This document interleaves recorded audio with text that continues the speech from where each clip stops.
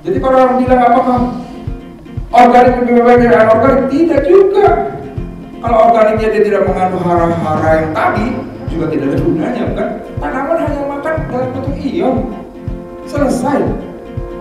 Ini bukan bisnis kecil. Dan saya sudah melihat Pak, hari ini di Malaysia sawit itu replantingnya bukan dengan sawit, sawit replanting dengan durian. Ya, kita bisa belajar.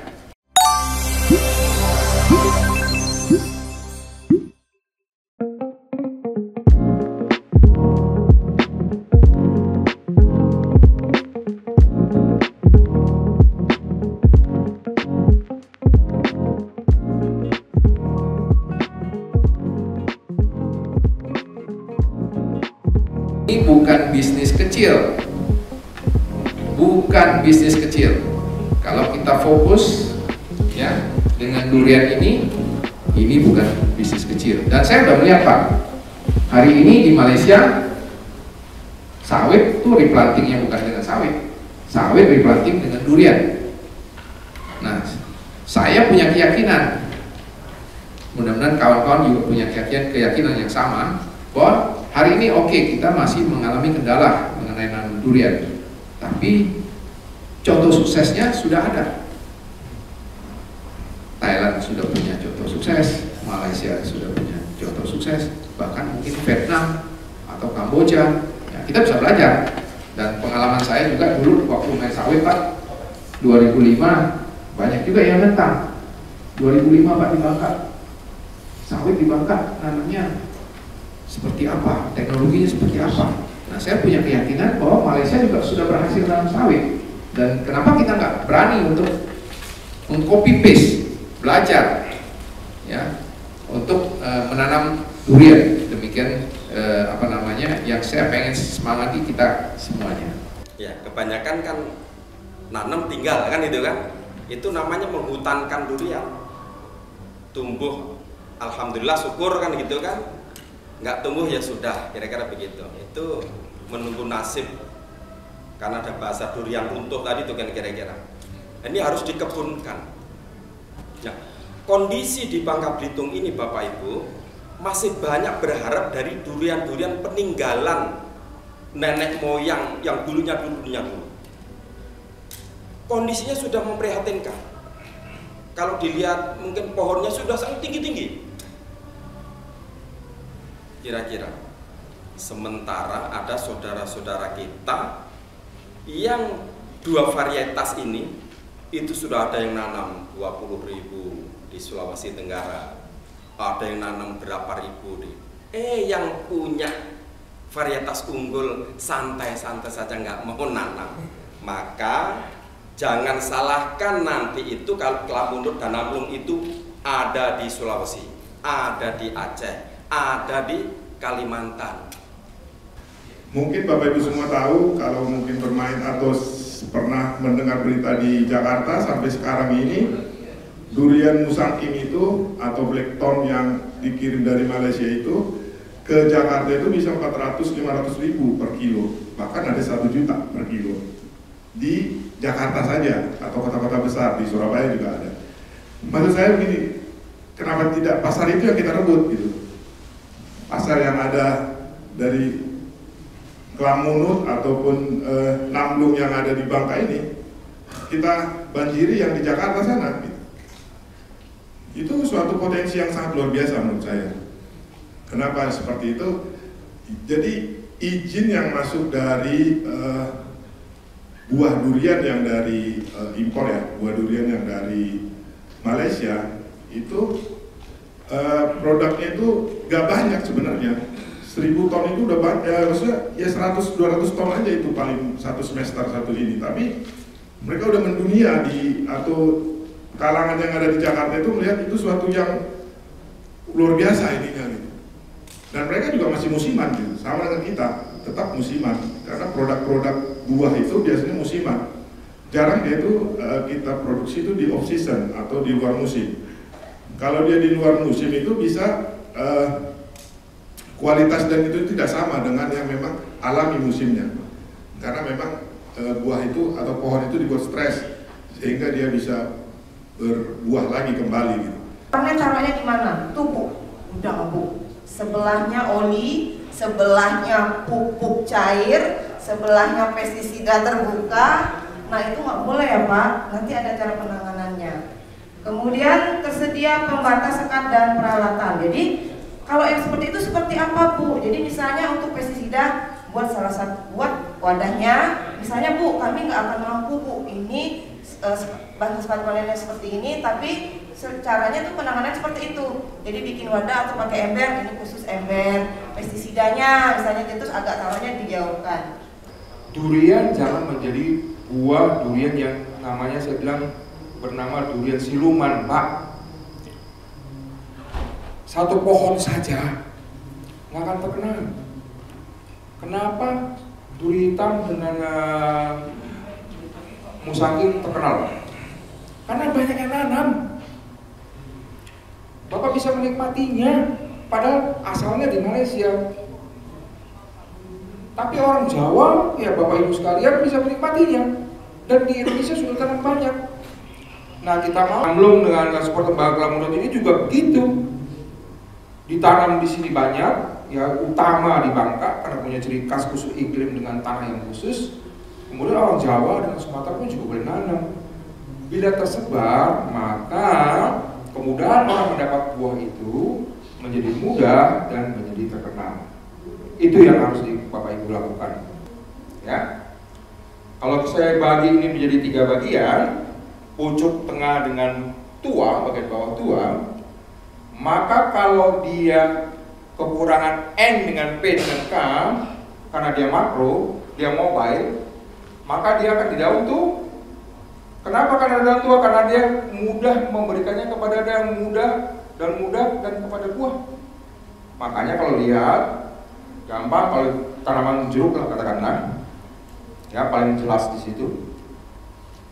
Bila mau panen buah, apa yang terjadi? Daun tua banyak kuning, pasti rontok, pasti banyak kalau dia rontok. Oh saya mau matang, saya butuh kalium, kasih saya banyak supaya kasih manis. Bila tidak dikasih kalium di tanah, apa yang terjadi? Dia akan mengambil daun di daun tuanya diambil, kasih daun tua yang di kalium di kamu di gudangnya, kasih ke saya, kasih ke buah atau kasih ke pucuk. Sampai habis baru dia kuning dan dia gugur. Betul? Nah, seperti kayak begitu. Maka kita bisa mengerti kalau bilang NP dengan K daun tua, ya. Kalau magnesium dengan mangan di daun tengah biasanya sedikit bisa ke pucuk, dan di pucuk biasanya adalah unsur mikro. Nah, mulai baru belajar itu. Sama 2 unsur hara makro, kalium dengan kalsium. Jadi kalau mencari gejala mana sih kalsium dengan sulfur, ya di pucuk, jangan di daun tua, nggak keluar dia. Nah, unsur-unsur mikro, besi, mangan, besi, kuper, zinc, boron dan sebagainya. Itu adalah di daun pucuk. Yang ketiga adalah wet core. Orang bilang kulur basah. Nah, ini adalah masalah kualitas buah di durian yang biasa kita temui. Biasanya kalau kena ini, kita cuma bicara adalah mengenai unsur hara kalium, kalsium, dan boron. Ya, sudah mulai belajar kan? Tetapi kalau wet core ini, Pak, kalau Bapak panen pada waktu hujan, macam mana? Dan nyerap air kan? Makanya kalau Bapak panen waktu musim hujan, ya wet core pasti muncul, walaupun dicukupkan KCAB-nya. Jadi kan kita mau cari kalau boleh bunganya di Februari Maret, tapi panennya di Juli kan? Nah, tapi jangan bunga sekarang, panennya di Desember Januari. Nah, diatur. Nah, kemudian yang diperlukan durian juga ternyata perlu juga namanya hayati, ya makhluk hidup dan sebagainya, supaya sustainable, berkelanjutan, bisa lama kita berbudidaya. Terus kemudian ada biostimulan, apalagi itu? Ya kan seperti humic acid, fulvic, kemudian ada asam amino dan sebagainya. Tanaman durian harus dikasih, Pak, karena konsumen cerewet, mau yang lebih sempurna karena harga mahal. Makanya kita kenal, kita harus biostimulan pakai, bisa pengatur tubuh, pakai, mau lebih besar, mau warnanya lebih bagus dan sebagainya. Kita pakai hewan yang sapi misalnya. Ya kalau fermentasi nggak bagus ya juga susah. Ya paling tidak 3 bulan 6 bulan sudah difermentasikan. Ya biasa kambing yang bagus Pak. Ya. Tapi kalau nggak punya ya kotoran hewan baru fermentasikan dengan bagus baru dipakai. Bahan organik harus dipakai, kapur harus dipakai, harus kita lakukan. Oke, jelas? Yang paling bagus itu adalah kotoran cacing Mbak. Sudah dimakan sama dia, dikeluarkan dari tanah. Oh, tapi siapa yang mau cacing? Ya sekarang sudah ada ya, banyak sekarang casting. Orang dalam vermikompos ya, silakan pakai itu jauh lebih bagus, aman, ya nggak perlu fermentasi karena di dalam tubuhnya sudah fermentasi. Organik disatukan boleh, ingat fermentasi sudah jadi, itu saja syaratnya.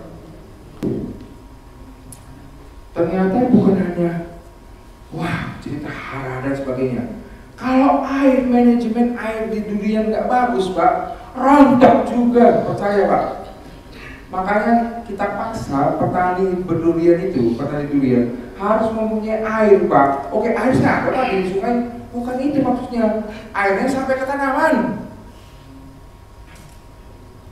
Nah ini penting sekali. Makanya air dengan persiapan tamak tanam harus bagus dulu, baru saya nanam durian. Kenapa kalau nggak bermasalah Pak? Perhatikan. Pada waktu ini biasanya 2 atau 3 kali flushing, tunas baru keluar sampai 2 sampai 3 kali, baru kita paksa dia keluar bunga kan? Oke, durian kan begitu. 2 kali 1, 2, kalau boleh 3, baru kita mau bungakan dia. Oke, nanti haranya harus sebagainya kita bicarakan. Oke, ternyata durian itu butuh kering paling tidak sekitar berapa hari? Ya 2 minggu lah. Itu nggak boleh ada air Pak, nggak boleh ada hujan. Dia harus kering paling tidak 2 minggu. Nggak boleh ada air sama sekali. Musangking bahkan harus menggunakan lebih daripada itu. Dia harus lebih di-streskan, lebih stres. Tapi nggak boleh mati Pak. Katakan lagi di Jawa, kemarin saya ke sana 50 hari nggak ada air Pak. Apakah saya nggak boleh nyiram? Ya kalau sudah 2 minggu nggak ada air, bolehlah kasih sedikit toh supaya dia tidak mati pohonnya. Nah, MKP adalah sebulan kering. Tiap minggu bisa 4 kali, 5 kali tuh. MKP atas bawah, foliar, pocor. Dosisnya sudah ada di situ, ikuti. Kemudian baru subur kali. Nah, kapan subur kalinya masuk Pak? Subur kali wajib di durian. Garanted. Ya, percaya. Si Arif udah bikin mana nih? Kabur dulu.